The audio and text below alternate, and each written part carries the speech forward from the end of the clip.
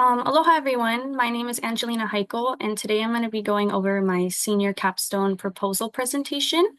The title of my project is The Future of the Earth Through Sustainability. So just a little bit about myself. As I mentioned, my name is Angelina. I'm a fourth year student at UH West Oahu. I'm alumni and graduated from James Campbell High School after my junior year when I was 16. So from then on, I've been a full-time student at UH West. I'm majoring in creative media, working towards my BA, and my concentration is in communications and new media technologies. So first, I just want to go over and preface in brief the executive summary of my project. So the plan for my senior capstone, I plan to produce an expository or informative documentary highlighting the importance and examples of sustainability. The thesis of my project is that sustainability can be supported and improved through changes in everyday lifestyles, alterations in production processes, and preserving the environment and its resources to secure the survival of the earth and the replenishing of natural resources. Some overall objectives are that I want to inform, educate, and influence the audience of my documentary to adapt a more sustainable lifestyle. And addressing the significance is that practicing sustainability is the key to maintaining the well-being of the earth, and it's everyone's responsibility to do so. So that's another thing I want to highlight in my documentary. I will be going into further detail in later slides. I just wanted to preface everything here. So once again, just restating my thesis, sustainability can be supported and improved through changes in everyday lifestyles, alterations in production processes, and preserving the environment and its resources to secure the survival of the earth and the replenishing of natural resources. So looking into the objectives for my research and my documentary, I want to inform the public about the dangers of non-sustainability and non-sustainable lifestyles. I want to educate audiences about the benefits of sustainability and adapting to a sustainable lifestyle. And I also want to influence audiences about the potential ways they can adapt a more sustainable lifestyle, and they can spread it on to those who also speak to them and who they interact with. Some of the reasons I'm interested in this topic, because I know sustainability doesn't directly correlate to my creative media major, are just growing up in Hawaii. I've lived here about 12 years now, and interacting with people who care so much about the gifts of the earth and influenced by the culture. I really have focused my own mindset on nurturing natural resources as well, and I think it's important to share that with people.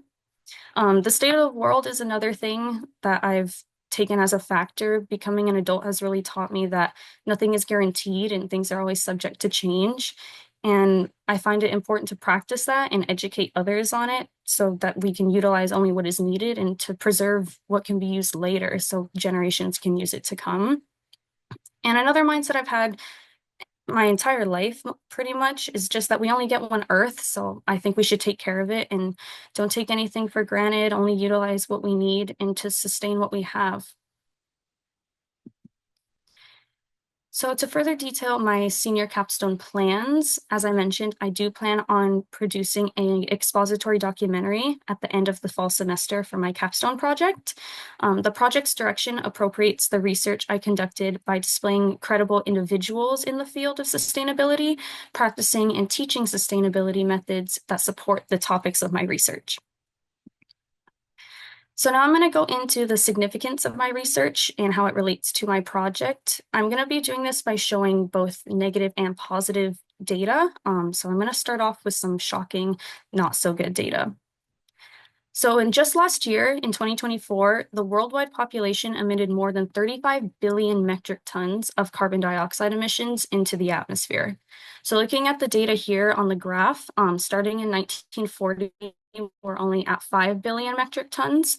And then there's linear growth all the way up to 2024 when we reach 35 billion metric tons. Obviously, this isn't something that's very good. Things are not moving in the right direction they should be to improve sustainable efforts. And some future implications of this are that if greenhouse gases worsen and they continue to rise, they impact global warming, which impacts climate change. And climate change doesn't just damage ecosystems, it damages the planet for food. So food security for humans is at risk, and also the well-being of humans, our physical health, if we're breathing in all of these chemicals that are in the atmosphere. Moving into data point two, as of 2023, so just 2 years ago, the United States was ranked second highest distributor of carbon dioxide emissions. So looking at the graph here, right under China, we were responsible for 13% of carbon dioxide emissions in 2023. Another thing we really shouldn't be proud of, we should be working to more sustainable efforts and to emit less.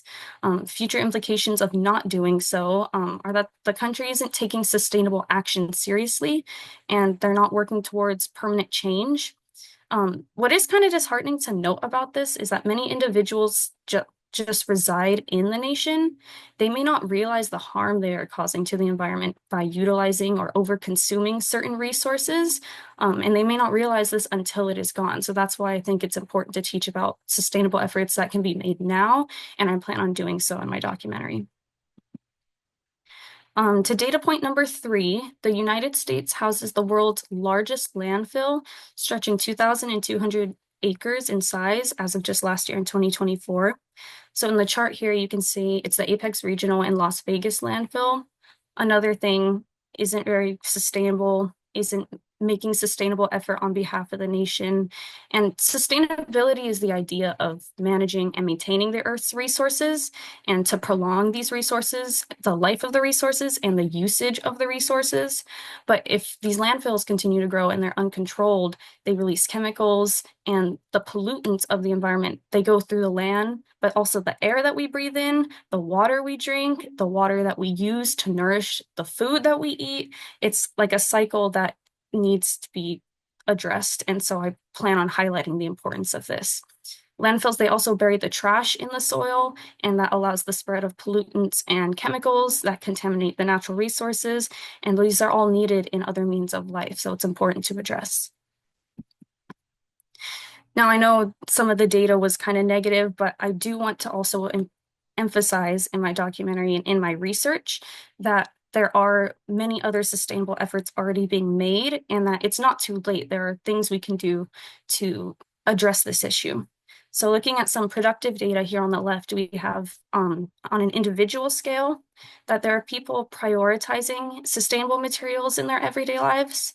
This graph is from 2021. So in 2021, just 4 years ago, food, cleaning products, clothing were the top three products that people were prioritizing to purchase as sustainable product. So my goal is to kind of highlight that in my documentary and focus the sense on other products that people can purchase from the sustainable, companies that support a sustainable environment.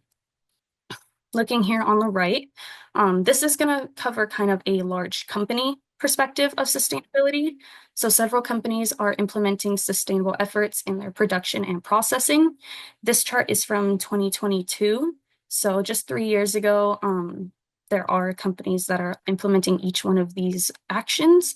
What I think is kind of important to note and also kind of enlightening to see in this graph is that at least 50% or more of the companies that participated in this data are doing every single one of these points or more. So I think it's kind of encouraging to see as someone who wants to, promote sustainability on a production level. So the top two at 59% are using more sustainable materials. So this could be maybe something that's biodegradable or something that's reusable or recyclable. And the second is increasing the efficiency of energy use, so possibly finding an alternative to contaminated or chemical-based fossil fuels. Okay. So now looking at my project further than just the research, my target audience for my project are specifically young adults and those who can share and add to the cause. Primarily, the age demographic I'm looking for in my documentary is to target the 18 to 25-year-olds because they're in the most developmental stages of life. I myself am in this age group, so I can kind of relate to this when I say that this age demographic is kind of transitioning from being a teenager to an adult. So they're finding ways to go about their day.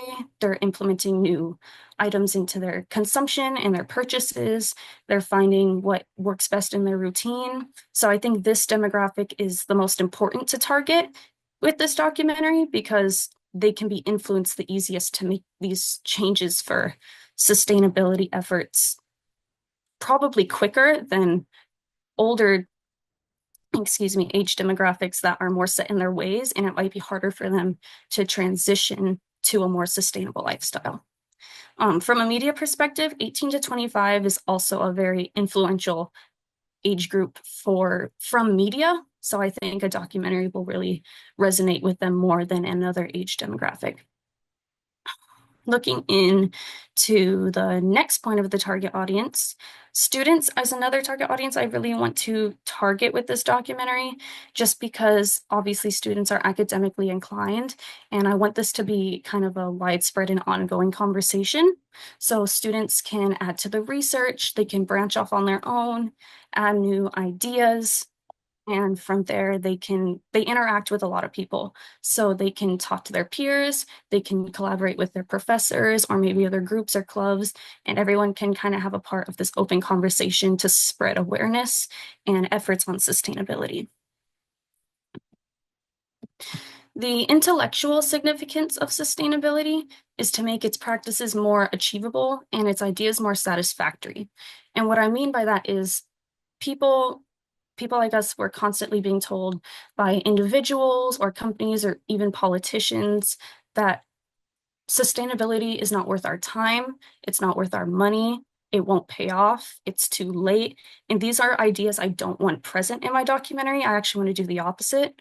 I want to teach the target audience and any audience that will view it that sustainability is something that can be achieved. Its practices are something that we can do right now. It's not something that's too late or too far out of the way.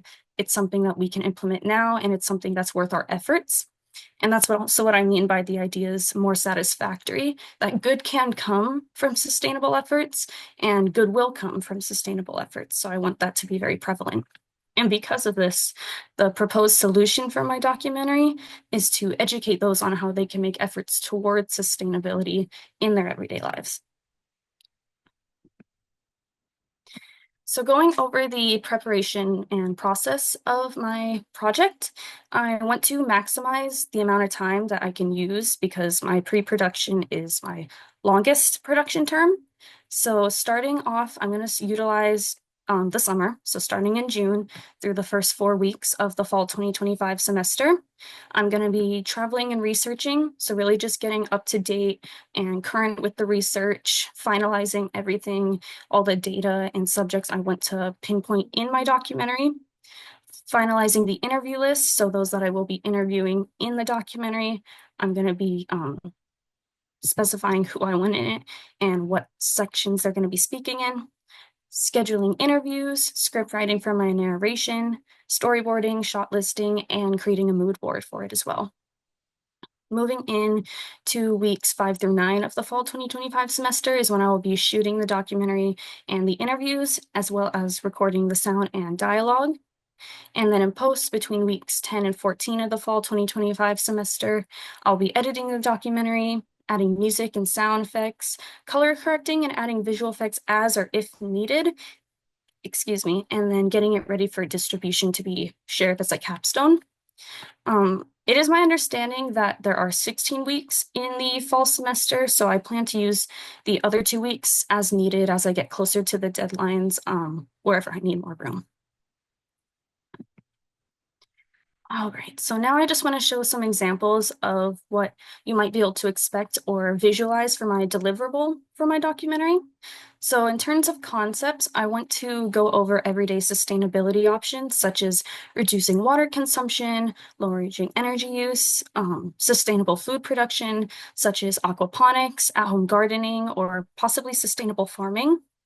and also sustainable production and consumption. I was thinking about taking a poll in my local community as of, what companies is the community supporting? Why are they supporting them? Is it the certain products they're selling that the community resonates with? Or is it maybe something the company supports that they also support? And does the company practice sustainability? That a factor in why the community is supporting the company?